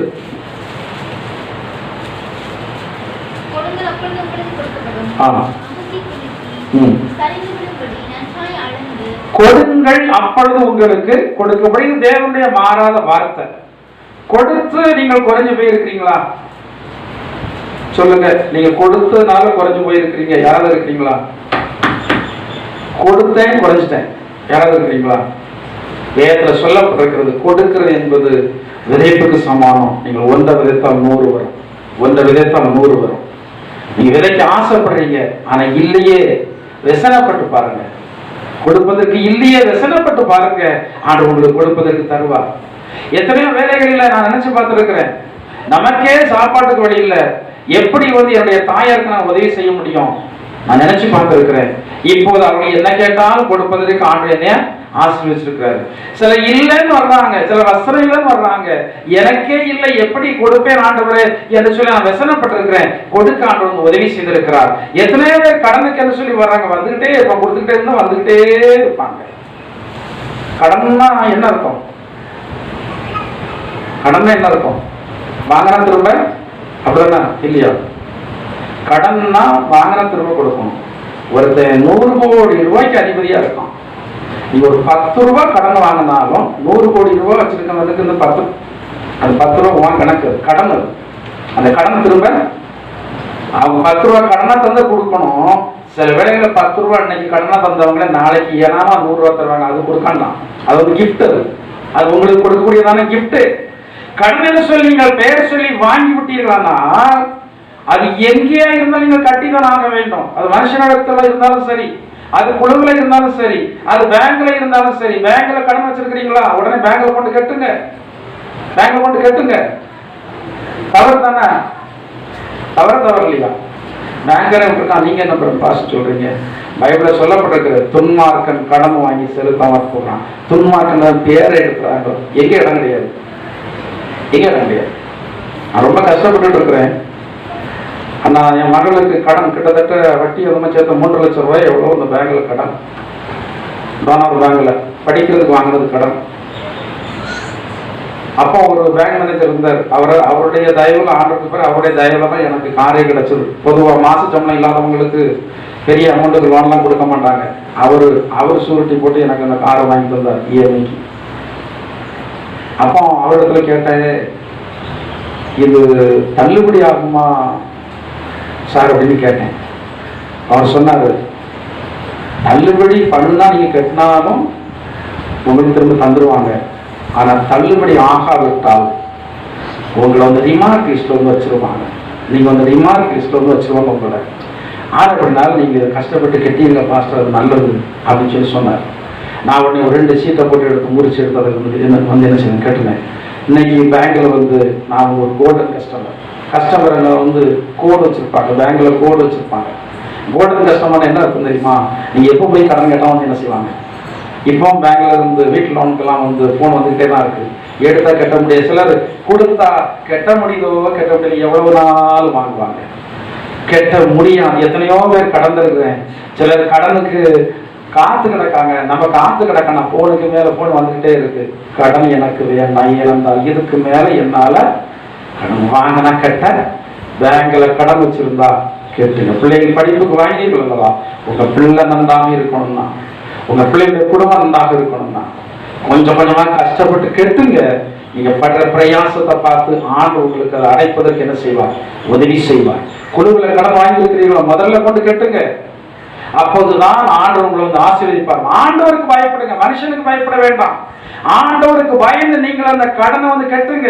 கை நீட்டி யார் இடத்துல கடன் வாங்கினீர்களோ அவர்கள் கேட்பதற்கு முன்னாடியே அவரிடத்துல உங்களுடைய கடனை செலுத்தி விடுங்கள். கஷ்டம் இருந்தாலும் செலுத்துங்கள். உங்களுக்கு அன்றைக்கு ஆகாரத்துக்கு தான் இருக்கு, அந்த ஆகாரத்துக்கு தான் இருக்கிறத நீங்க கொண்டு கொடுத்தா ஆண்டு அடுத்த ஆகாரத்தை தருவார். வேதத்துல ஒரு தேவனுடைய பிள்ளைகளுடைய சரித்திரத்துக்கு சொல்லப்பட்டிருக்கிறது. தீர்க்கதரிசிகள் ஒருத்தர் மறித்து போனான். அவனுடைய மனைவியை கடன்காரியா விட்டுட்டு போயிட்டான். கடன்காரியா விட்டுட்டு போனதுக்கு பிறகு 2 பிள்ளைகளையும் கடன்காரை அடிமைப்படுத்துவதற்கு வந்தான். அப்ப தீர்க்கதரிசி சொல்றான், ஒரு இடத்துல என்ன இருக்குன்னு. அவன் என்ன இருக்குன்னு சொன்னான்? கொஞ்சோல என்ன, கொஞ்சோல என்ன, அந்த எண்ணெயை கொண்டு வா. ஒரு நாள் எத்தனை பாத்திரம், வெறும் பாத்திரம் வாங்க முடியுமோ அத்தனை பாத்திரத்தை வாங்கிட்டு வா. என் உள்ள நின்றுட்டு அந்த எண்ணெயை வார்க்கிறான். பாத்திரம் மறுபடியும் நிறைஞ்சிக்கிட்டே இருக்கு. இல்லைன்னு சொல்லுகிற வரைக்கும், பாத்திரம் வேற இல்லைன்னு சொல்லுகிற வரைக்கும் என்ன செய்யறது? நிறைச்சிட்டே இருக்கு. நிறைச்சாச்சு. ஊழியக்காரன் சொல்லி ஜோமணி ஆசீர்வதிக்கப்பட்டாச்சு. இப்ப அதே ஊழியக்காரன் ஒரு ஆலோசனை சொல்றான். என்ன சொல்றான்? நீ முதலாவது வீடை கட்டு, முதலாவது ஆடம்பரம் பண்ணு, முதலாவது வாங்கின கடனை விட்டு கொடுத்து விட்டு மீந்ததை கொண்டு நீ என்ன பண்ண, அதுதான் தேவனுடைய பேர். அதுதான் இருக்கும். உங்க கஷ்டத்தை ஆண்டு பார்க்கிறாரு. நீங்க அடைக்கணும் விரும்புறீங்க, உங்களால முடியல, சாப்பிடாம அடைக்கிறீங்க, வஸ்திரம் எடுக்காம அடைக்கிறீங்க, ஒரு நினைச்சதை வாங்க முடியாம அடைக்கிறீங்க. ஆண்டு உங்களை பார்க்கிறாரு. என்னை அப்படி பார்த்து பார்த்து பரிதாபப்பட்டு ஆண்டு ஆசீர்வதிச்சாரு. என் மேல பரிதாபப்பட்டு என்னை ஆசீர்வதிச்ச தேவன் உங்களை ஆசீர்வதிக்கணும்னா நான் கடந்து வந்த வழியை தான் வந்து உங்களுக்கு சொல்லித்தரேன். அந்த வழியை நீங்கள் கடைபிடிங்கள். உங்களுடைய வாழ்க்கையில் நிச்சயமாக ஆசீர்வாதம் கடந்து வரும் என்பதில் சந்தேகமே இல்லை. நீங்கள் பொருளாதாரத்தை விதையுங்கள், ஏழைகளுக்கு விதையுங்கள், கர்த்தருக்கு கொடுங்கள். அப்போது உங்களுடைய வாழ்க்கையில வருங்காலத்திற்கான நல்ல பொக்கிஷம் சேரும். கர்த்தர் நாம இந்த வார்த்தைகளை உங்களுக்கு பயனுள்ளதாக மாற்றி தருவாராக. நம்ம எல்லாரும் வெள்ளங்கால் படிக்கிட்டு ஆண்டவரை வருங்காலத்திற்காக நல்ல ஆதாரத்தை பொக்கிஷமாக நான் சேர்த்து வைக்க, வருங்காலத்திற்காக நல்ல விதையை விதைக்க ஆண்டவரை எனக்கு கிருபை தாருங்கள் என்று சொல்லி ஆண்டவரிடத்தில் உங்களை தாழ்த்தி ஒப்புக் கொடுங்கள். ஆண்டவர் இயேசு உங்களை ஆசீர்வதிக்கும்படியாக இந்த நேரத்தில் இந்த இடத்துல வந்திருக்கிறார். வருங்காலத்தில் உங்களுடைய சந்ததிகள் ஆசீர்வதிக்கப்படும், உங்களுடைய பிள்ளைகள் ஆசீர்வதிக்கப்படுவார்கள். நீங்கள் கடைசி நாட்களிலே சமாதானத்தோடு உங்களுடைய படுக்கைகளிலே இளைப்பாறத்தக்கதாக கர்த்தர் உங்களுக்கு உதவி செய்வார். எல்லாரும் வழங்கால் படிக்க ஆண்டவரே இப்படிப்பட்டதான நல்ல அனுபவங்களை எனக்கு தாருங்கள் என்று சொல்லி ஆண்டவரிடத்தில் கேட்போம். ஹல்லேலூயா.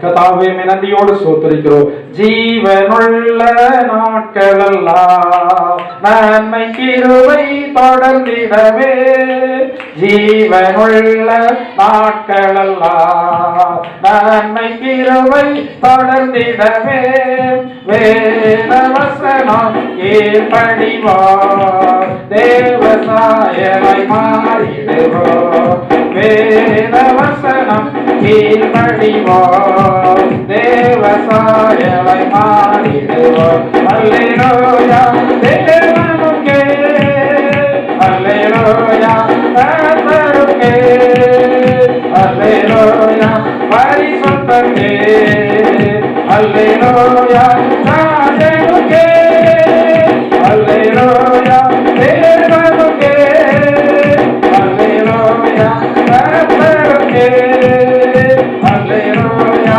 பரிசுத்தருக்கே, அல்லேலூயா ராஜனுக்கே. ஹல்லேலூயா. கர்த்தாவே நாங்கள் நன்றியோடு ஸ்தோத்திரிக்கிறோம். எங்கள் அன்பின் பரலோக பிதாவே, நல்ல இயேசுவே, கர்த்தாவே இந்த வாரத்தின் முதல் நாளிலே உங்க சன்னிதானத்திலே கடந்து வந்து கர்த்தருடைய நாமத்தை துதிக்க மகிமைப்படுத்து எங்களுக்கு தயவு செய்து இதற்காக நன்றியோடு ஸ்தோத்திரிக்கிறோம். ஆண்டவரே எங்களுடைய ஆராதனை அங்கீகரித்த தேவன் எங்களை மீண்டும் ஆசீர்வதித்தீர். நாங்கள் நன்றியோடு ஸ்தோத்திரிக்கிறோம். வசனம் சொன்ன பிள்ளைகளுக்காகவே ஸ்தோத்திரிக்கிறோம். இந்த வேத வசனங்களை கற்றுக்கொள்ள ஆர்வத்தையும் வாஞ்சி கொடுங்க. ஆண்டவரே எங்களை எல்லாம் ஜீவனோடு வைத்து நன்மைகளை செய்து சாட்சியாக வைத்திருக்கிறேன். வரப்போற நாட்களில் மிகப்பெரிய சாட்சிகளை சொல்லத்தக்கதாக எங்களை எல்லாருக்கும் கர்த்தர் நன்மை செய்ய நீங்கள் தந்த ஜீவனுள்ள வார்த்தைகளுக்காக ஸ்தோத்திரம். வருங்காலத்திற்காக நல்ல ஆதாரத்தை பொக்கிஷமாக நாங்கள் சேர்த்து வைக்க வேண்டுமானால் வேதம் சொல்லுகிறபடி நாங்கள் விதைக்க வேண்டியதான காரியங்களை விதைக்கத்தக்கதாக கர்த்தர் தாமே எங்கள் ஒவ்வொருவருக்கும் கிருபை தர வேண்டுமாறு ஜெபிக்கிறோம். இதற்கான வல்லமையினாலோ இதற்கான பரிசுத்த ஆவியானவருடைய அபிஷேகத்தினாலோ ஒவ்வொருவரை நிரப்ப வேண்டுமாறு ஜெபிக்கிறோம். ஆண்டவரே இவருடைய உத்தம குணத்தை விதைக்க கர்த்தர் கிருபை செய்யும். ஆண்டவரே நற்கிரியைகளை விதைக்க கர்த்தர் உதவி செய்ய வேண்டுமாறு ஜெபிக்கிறோம். பொருளாதாரங்களை விதைக்க கர்த்தர் உதவி செய்ய வேண்டுமாறு ஜெபிக்கிறோம். ஆண்டவரே இப்படிப்பட்ட நல்ல அனுபவங்களை பரிசுத்த ஆவியானவருடைய பலத்தினாலே எங்களுக்கு தந்து வரப்போற நாட்களை உமக்கு வந்தவர்களா ஜீவிக்க தேவன் எங்களை ஒவ்வொருவரை வழி நடத்துவீராக. வந்திருக்கிற எல்லாரையும் ஆசீர்வதிங்க. வராத ஜனங்கள் வரநாட்கள் அழைத்து வாருங்கள். சமீபத்தில் இந்தியாவின் பல மாநிலங்களிலும் வெளிநாடுகளிலும் எங்களோடு ஐக்கியப்பட்டிருக்கிறோம் உண்டு. அவள் எல்லாரையும் உடைய கரத்தில் ஒப்புக் கொடுக்கிறோம். இருக்கிற இடத்தில் உடைய கிருபை தாங்கட்டும். ஆண்டவரே கொடிய வியாதிகளுக்கு எங்கள் எல்லாரையும் விலக்கி காத்துக் கொள்ளுங்க. எல்லாருடைய போக்குவரத்து பிரயாணங்கள் எல்லாவற்றையும் பாதுகாத்துக் கொள்ளுங்க. பொல்லாத மனுஷனுடைய சதி செயல்கள் சத்துடைய வஞ்சை கிரியைகள் எல்லாவற்றிற்கும் எங்கள் எல்லாரையும் விலக்கி காத்துக் கொள்ள வேண்டுமாறு ஜெபிக்கிறோம். வருகை தாமதிக்குமானால் மறுபடியும் ஒரு முறை கூட உங்க சரிதானத்தில் கடந்து ஆராதிக்க கிருபை தாருங்க. வருகை இருக்கும் மனம் எதிர்கொண்டு வரத்தக்கதான பரிசுத்த ஜீவியத்தை தந்து தேவன் நாமை வழிநடத்த வேண்டுமாறு இயேசுவின் நாமத்தால் ஜெபிக்கிறோம். ஜீவனுள்ள பிதாவே, ஆமென்.